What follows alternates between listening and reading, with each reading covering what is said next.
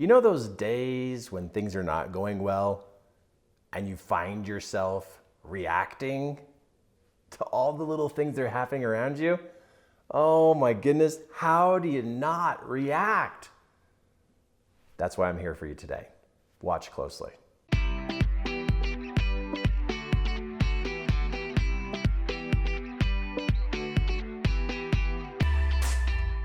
Okay, let's talk about reactions. The reason why you clicked on this is because you know you've had some out of control reactions. Or you have somebody in your family where you see them overreact on things. And wow, that overreaction experience, in the moment, it seems way overdone, doesn't it? But to the person, it's so real. It is real to them. But as an observer, it's like, wow, okay, why are we overreacting on this thing right here? It's not that big of a deal. But why is it that people overreact? I think what we need to do is back up a little bit and understand what built up to create this overreaction. Well, what builds up is each day of our life, we have experiences. And each day of our life, we have good things that happen, and then we also have some challenging and irritating things that happen. And as those good things happen, it's as though we, as a person, literally live within a container. And go with me on this just for a second, watch. We live in a container, and the blue is gonna represent the good things that are coming into your life. Here comes the good. And as it comes in, the good starts to fill up around you. Now, wouldn't we like it if the day was full of goodness? Well, you and I both know that there's a lot of stuff that goes on during the day that can be tough or challenging. And the red is going to represent those challenging things. So now challenging things happen.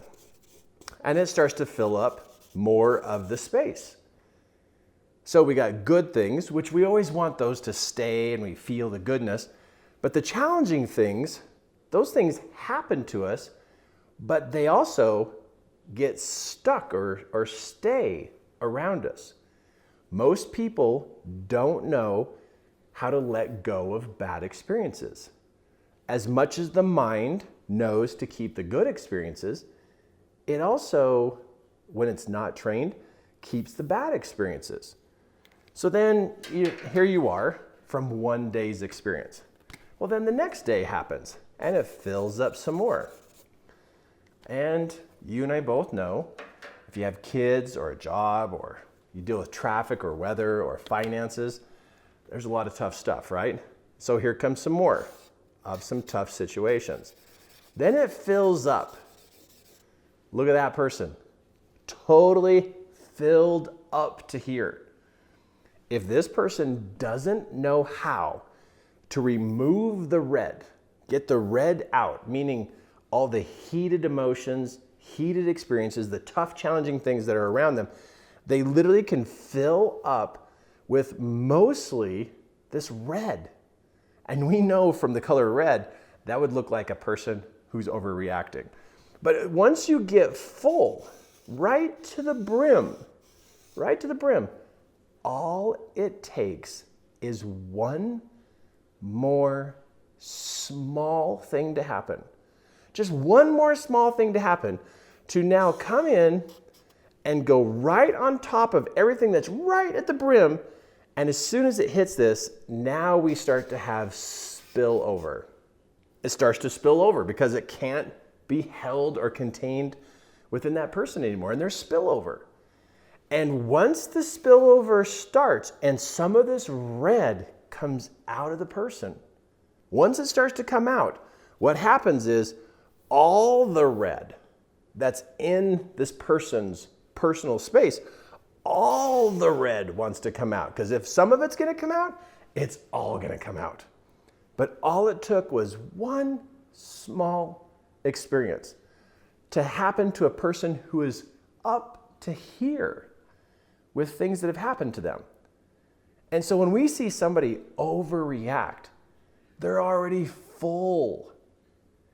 It's not like the situation was big and terrible. It was just this little thing that happened, like spilled milk, or something small happened. But the person, when they're full, they spill over, and when they spill over and the red starts to come out, then it all comes out.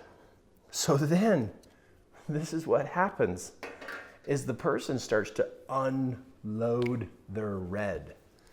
And you got this other person standing next to them, and here, sorry for my rough drawing here, now all this red gets poured in on someone else. This person who didn't even hardly do anything wrong, and all this red just gets poured over onto this person and just gets piled in on top of them. They hardly did anything wrong. Like a child who does one little thing wrong and dad unloads on them or mom unloads on them. And now it's just piling in on top of this person. You see, this person unconsciously just found an outlet. And as soon as this outlet was created for them to let go of this, it's like the body and the mind just go, give it all to them. Even a couple days ago, a couple weeks ago, even sore spots that could be clear down here in the bottom get unloaded on this person. This is why a person reacts. The reason why they react is because they're full.